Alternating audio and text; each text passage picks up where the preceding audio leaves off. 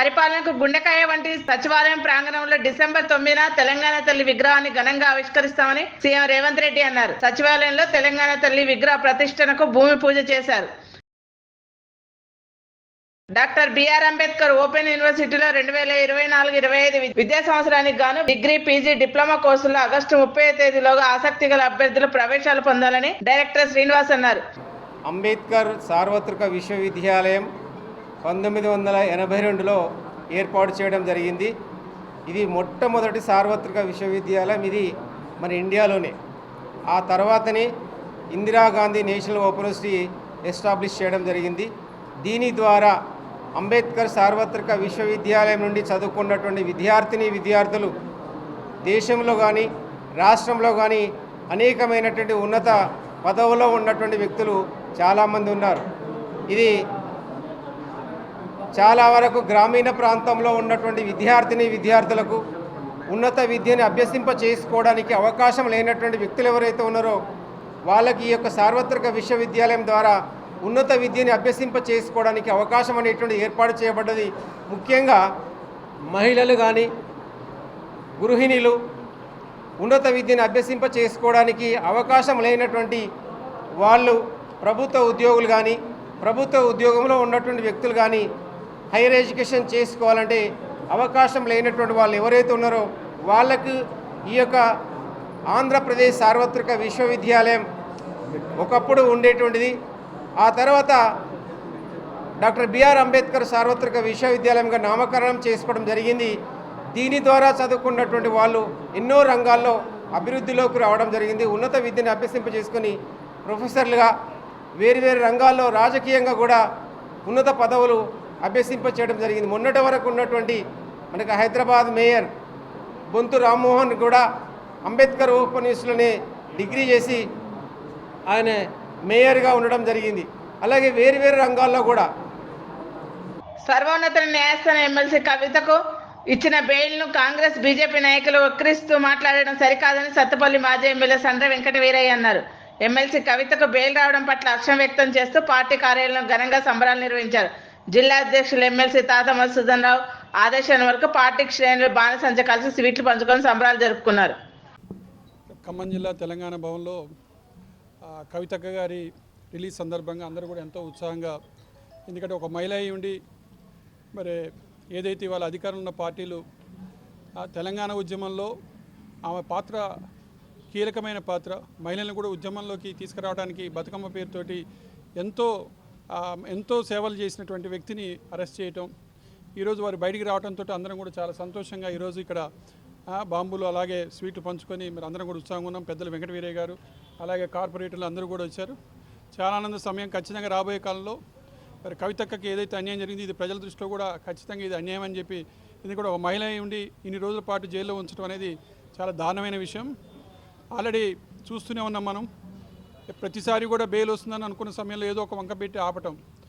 ఈసారి ఎట్టి పరిస్థితులు రావాలని చెప్పి మరి పెద్దలు కేటీఆర్ గారు అలాగే హరీష్ రావు గారు కూడా ఢిల్లీకి వెళ్ళడం జరిగింది.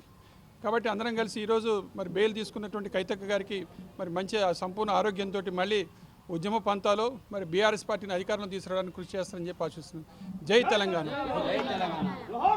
ఖమ్మం నగర సమీపంలోని వెలుగుమట్ల వద్ద ఉద్రిక్తత నెలకొంది. తమ భూమిని అక్రమంగా గుడిసెలు వేసుకున్నారని తన మనుషులు పోలీసులతో కలిసి ఖాళీ చేయించడం వెళ్లడంతో ఇరు వర్గాల మధ్య ఘర్షణ జరిగింది. తాము గత 6 సంవత్సరాలుగా ఇక్కడే ఉంటున్నామని ఇప్పుడు వచ్చి తమ గుడిసెలు కూల్చేస్తున్నారంటూ ఆవేదన వ్యక్తం చేశారు.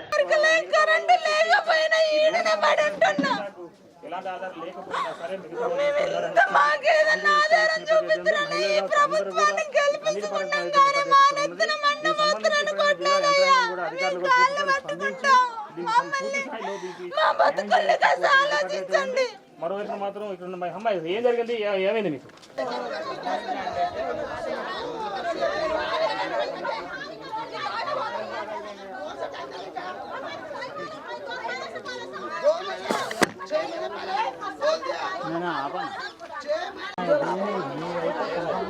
ఉస్మానియా ఆసుపత్రి నిర్మాణానికి ఆర్కిటెక్ట్ తో డిజైన్లను రూపొందించాలని సీఎం రేవంత్ రెడ్డి అధికారులను ఆదేశించారు.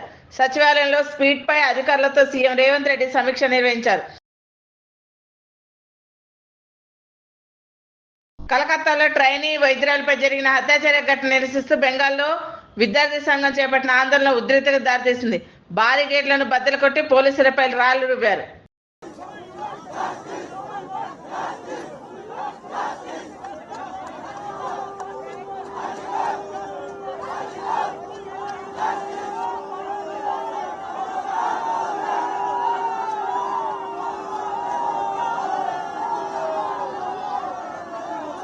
రాజకీయ కుట్రతో తనను కావాలని తిహార్ జైలుకు పంపారని ఎమ్మెల్సీ కవిత అన్నారు.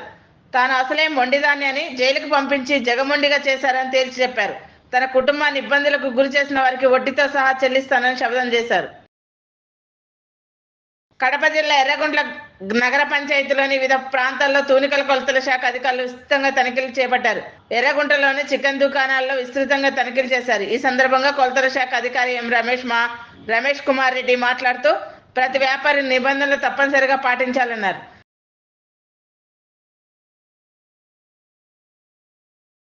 కేంద్ర ప్రభుత్వం ఇచ్చిన 450 కోట్ల నిధులు గత ప్రభుత్వం సద్వినియోగం చేయలేదని, నిధులను పక్కదోవ పట్టించిందని మున్సిపల్ శాఖ మంత్రి నారాయణ విమర్శించారు. టీడీఆర్ బాండ్ల పేరుతో అవకతవకలు చేయొచ్చని తానే ఆశ్చర్యపోయానన్నారు.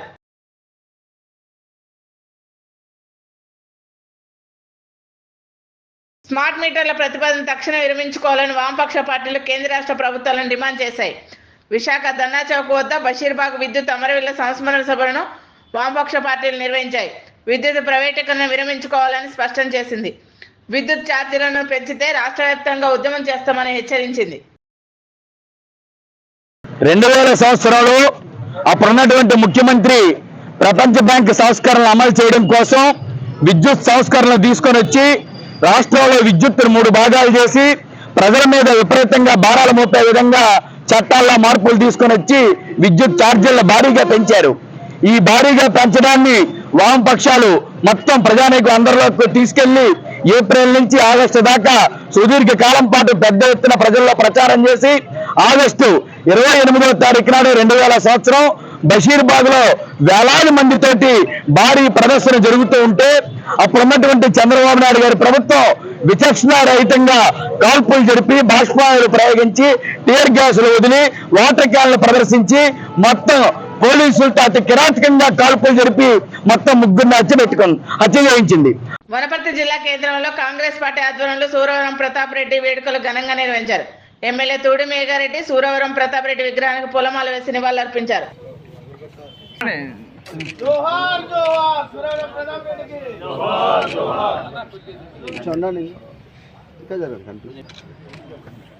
ఖమ్మం నగర సమీపంలోని వెలుగుమట్ల వద్ద ఉన్న భూదాన్ భూముల్లో ఎన్నో ఏళ్లుగా గుడిసెలు వేసుకొని జీవిస్తున్న తమను ఇబ్బందులకు గురి చేస్తున్నామని నివాసితులు చందాలింగయ్య హెచ్చరించారు.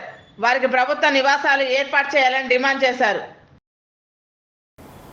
ఈ భూదాన కాలనీ వినోబాబా నవోదయ కాలనీకి సంబంధించి గత 7-8 సంవత్సరాల నుంచి అది పోరాటం నడుస్తుంది. మీ అందరికీ తెలిసిన విషయం. అదేంటంటే మొత్తం అది 62 ఎకరాల 7 గుంటల భూమి. అది భూదాన యజ్ఞ బోర్డు వాళ్ళు అప్పుడు 2014లో కాంగ్రెస్ గవర్నమెంట్ ఉన్నప్పుడు 1880 మందికి ప్రొసీడింగ్లు ఇచ్చింది. దాన్ని పట్టుకొని మొత్తం అధికారుల చుట్టూ తిరిగింది జనమంతా. తిరిగితే ఎవరు పట్టించుకోలేదు. ఎవరు పట్టించుకోకపోతే భూదాన బోర్డు ఇచ్చినటువంటి లేఅవుట్ ఆధారంగా ఒక 600 మంది అక్కడ ఇల్లేసుకొని నివాసం ఉంటుంది. అది హైకోర్టు వాళ్ళకి సౌకర్యాలు కల్పించమని ఆర్డర్ ఇచ్చింది. అట్లా 5 ఆర్డర్లు ఉన్నాయి. ఇప్పుడు ప్రజెంట్ కూడా ఏంటంటే అక్కడ 31 ఎకరంలో రెవెన్యూ పోలీస్ నో ఇంటర్ఫియర్ అనే ఆర్డర్ ఉంది హైకోర్టు. రెండోది ఇంకో 31 ఎకరాల్లో అది వివాదం ఉంది. అది స్టేటస్ కో ఉంది. దాంట్లోకి ఎవరు పోతారు. Please like, share and subscribe Sneha TV.